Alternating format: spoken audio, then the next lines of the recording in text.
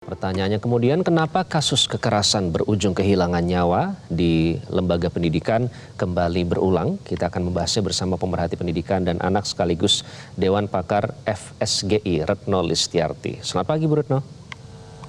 Selamat pagi, Mas Iqbal, Mbak Marcel. Baik, terima kasih Bu Retno, selamat pagi. Bu Retno, kalau bicara soal kasus penganiayaan di lingkungan pendidikan, termasuk pondok pesantren ini, sebetulnya kan sudah berulang kali terjadi, ini bukan kasus pertama. Lalu bagaimana Anda melihat perlindungan siswa atau santri dalam lembaga pendidikan? Ya, sepanjang saya menjadi komisioner KPAI, ya misalnya di 5,5 tahunnya itu, saya juga ngelihat ya bahwa pondok pesantren ini banyak sekali kasus-kasus sebenarnya yang mengarah pada kekerasan fisik gitu.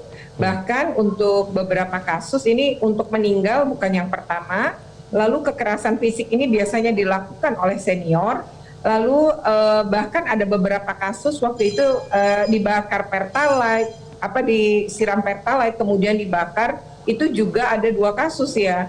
Dan kalau kemudian dipukuli gitu ya sampai kemudian dianiaya akhirnya meninggal, ini juga ada beberapa kasus dan rata-rata terjadi memang di pondok pesantren. Nah, atau sekolah-sekolah berasrama.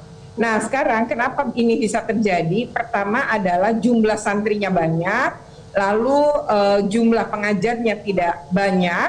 Nah, untuk mengawasi selama 24 jam, karena mereka kan mondok berarti 24 jam berada di sana kan. Nah, selama 24 jam itu kemudian menggunakan senior-senior, ya kakak-kakak kelas untuk mengawasi adik-adik.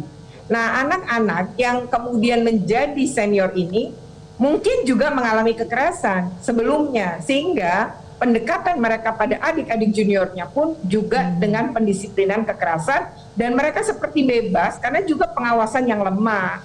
Jadi ini harusnya dievaluasi oleh Kementerian Agama, karena tidak bisa ngomong bahwa ini nggak ada izin, terus kalau nggak ada izin selesai. Loh, ketika nggak ada izin, ada pelang, ada santri, kenapa tidak diawasi, tidak didatangi gitu ya? Nah, ini yang kemudian menurut saya nggak bisa juga ngomong nggak ada izin terus seolah-olah beres gitu. Tapi bahwa harus ada evaluasi ya, sistem pendisiplinan gitu ya, yang harusnya positif, pendekatan disiplin positif. Yang kedua, harusnya tidak menggunakan senior dalam menangani adik-adiknya ini. Ya, Bu Retno tadi juga sempat menyinggung soal terutama lingkungan pendidikan yang berasrama begitu ya, atau dengan sistem boarding.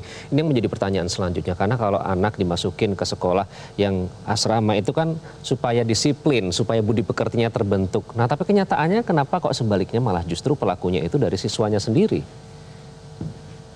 Ya, tadi ya, karena tadi sistem pengawasannya lemah, terus yang kedua sistem pendisiplinannya itu melibatkan siswa. Nah, namanya anak belum dewasa gitu ya, kemudian dia menangani anak-anak lainnya yang di bawah usia dia. Anak-anak ini kan tidak, kalau belum dewasa nggak ngerti resiko ya. Lalu mereka dapat keluasan lebih gitu, tanpa diawasi juga secara langsung oleh guru atau ustadz di situ. Dampaknya adalah ya mereka jadi bebas melakukan ini.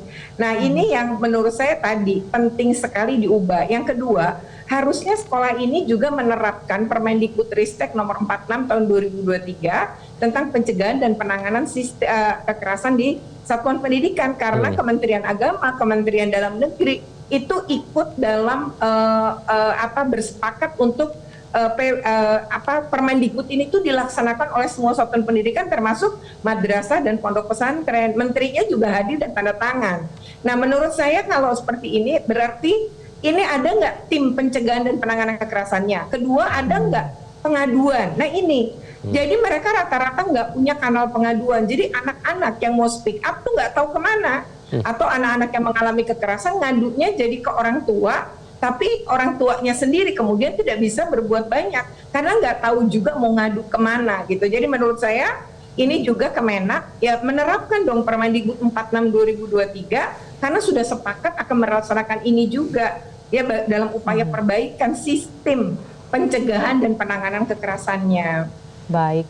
Kemudian bagaimana Anda menilai terkait upaya pendidikan karakter untuk anak-anak, siswa ataupun santri?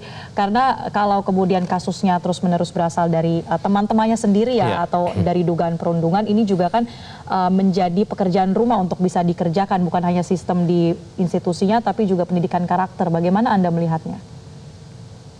Ya betul, anak-anak anak-anak ini kan meniru ya. Jadi kalau dia mengalami kekerasan atau dia jadi pelaku kekerasan, biasanya kalau tidak mendapatkan pemulihan psikologi dia akan melakukan. Jadi dia taunya kalau salah dimaki, dibentak, dipukul, itu pun akan dia lakukan gitu terhadap orang lain gitu. Jadi ketika jadi guru yang melakukan hal yang sama, ketika jadi murid sama, juga melakukan itu terutama senior kepada junior. Dan ini ya sebenarnya masuk kategori kekerasan fisik dan perundungan kalau dalam Permendikbud 46 tadi. Nah, kalau kemudian terjadi dan penyelesaiannya tidak pernah jelas, maka akan berulang dan menimbulkan tadi pendidikan karakter yang penuh dengan justru dengan kekerasan gitu. Nah, padahal harusnya 24 jam di sana, 7 hari dalam seminggu, 30 hari dalam sebulan gitu istilahnya, kan pengasuhannya udah dipindah nih dari orang tua kepada pengasuh pondok. Tapi pengasuh pondok tidak melakukan maksimal pendampingan maupun pengasuhan disiplin positif kepada para santri. Dan ini ya yang menurut saya menjadi penting betul ke depan itu dievaluasi, karena anak-anak ini nanti karakternya jadi tingkahnya itu atau perilakunya jadi penuh dengan kekerasan karena dia menjadi korban atau menjadi pelaku, dia akan niru tuh pas dia jadi senior. Tapi tidak pernah dipulihkan secara psikologi. Jadi menurut saya ini penting kerjasama semua pihak ya. Dan pengawasan orang tua nih. Orang tua jangan cuma nitipin anak ke situ, tapi awasi juga. Soal pengawasan orang tua, Bu, kerjasama semua pihak tentunya yang paling penting dari orang tua. Kalau kita lihat dari kasus ini kan sudah sampai mengeluh beberapa kali begitu ya. Harusnya seperti apa pada saat anak kita kemudian mengeluh sampai beberapa kali seperti itu, yang harus dilakukan seperti apa sih? Ya, ini termasuk berlaku untuk sekolah-sekolah yang tidak berasrama ya. Kalau anak udah takut sekolah, kemudian mengatakan takut, cemas, udah alasan sakit mau ke sekolah gitu ya, itu juga sebenarnya tanda-tanda bahwa dia mungkin mengalami kekerasan. Termasuk anak ini ya, ketika dia sudah minta tolong jemput dan lain, itu sebenarnya sudah masa kritis. Tapi kadang kita orang tua menganggap itu biasa.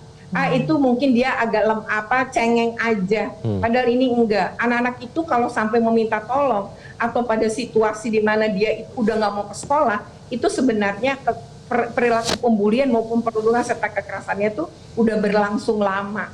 Jadi orang tua harus punya sensitivitas dan juga harusnya ngecek anak lewat video call.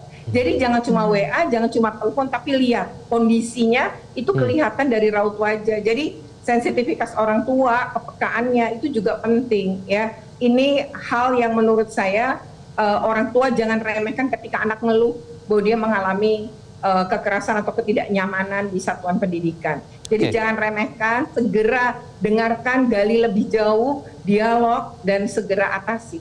Saya pikir itu. Baik, meskipun agak susah kalau handphone ditahan ya Bu ya untuk memonitor, jadi menjadi tantangan tersendiri. Baik, terima kasih banyak Bu Retno Listiarti, pemerhati pendidikan dan anak sekaligus Dewan Pakar FSGI telah bergabung bersama kami.